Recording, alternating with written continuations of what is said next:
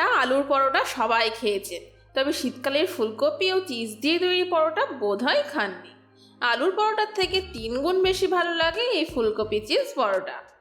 আমার রিকোয়েস্ট, চ্যানেলটিতে নতুন হয়ে থাকলে অবশ্যই সাবস্ক্রাইব করে দেবেন ও পাশে থাকা বেল আইকনটিতে ক্লিক করে অল সিলেক্ট করে দেবেন আমার সমস্ত ভিডিও নোটিফিকেশন পাওয়ার জন্য। তাহলে আসুন রেসিপিটি শুরু করা যাক।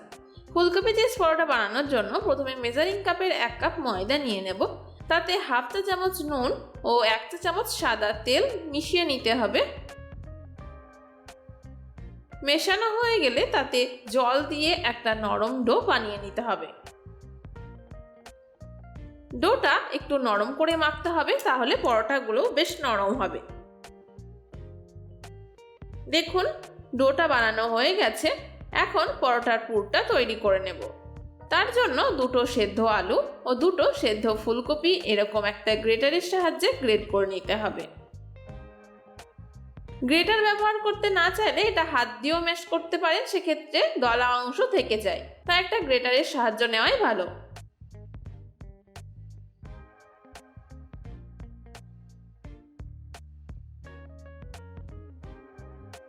এরপর তাতে হাফ চা চামচ লবণ, 1/4 চা চামচ হলুদ গুঁড়ো,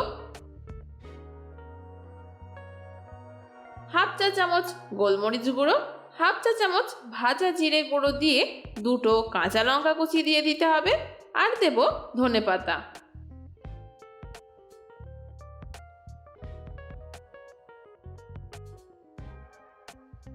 এরপর সব উপকরণ খুব ভালোভাবে মেখে নিতে হবে। দেখুন তাহলে পুরটাও আমাদের তৈরি হয়ে গেল। এখন যে ডোটা আমরা আগেই বানিয়ে রেখেছিলাম সেই ডোটা থেকে লেচি কেটে নিতে হবে।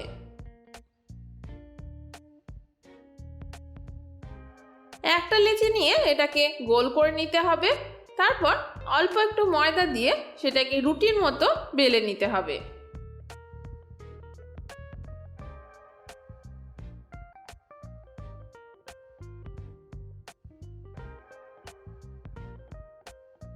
দেখুন একটু গোল করে নিয়েছি। এবার এর মধ্যে ফুলকপির পুরটা দিয়ে দিতে হবে। আমি এখানে 2 চা চামচ পরিমাণ এই পুরটা দিচ্ছি। আর দিয়ে দেব চিজ। এই চিজের জন্যই পরোটাগুলো কিন্তু দারুণ হয় খেতে। চিজ দেওয়ার পরে পরোটার এই মুখটা ভালোভাবে মুড়ে দিতে হবে, আর এটা খুব হালকা হাতেই করতে হবে, নইলে কিন্তু ফুলে যেতে পারে।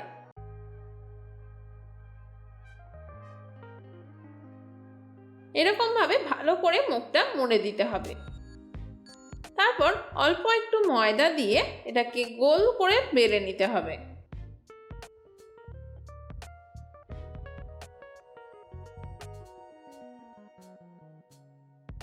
তাহলে পরোটাটাও আমাদের বেলা হয়ে গেল। আর এদিকে একটা প্যান বসিয়ে নিয়েছি, প্যানটা গরমও হয়ে গেছে। এখন পরোটাটা দিয়ে দেব। পরোটাটাকে একটু উল্টে নিয়ে তার মধ্যে অল্প সাদা তেল দিয়ে দিতে হবে। পরোটাটাকে এভাবে উল্টে পাল্টে ভেজে নিতে হবে।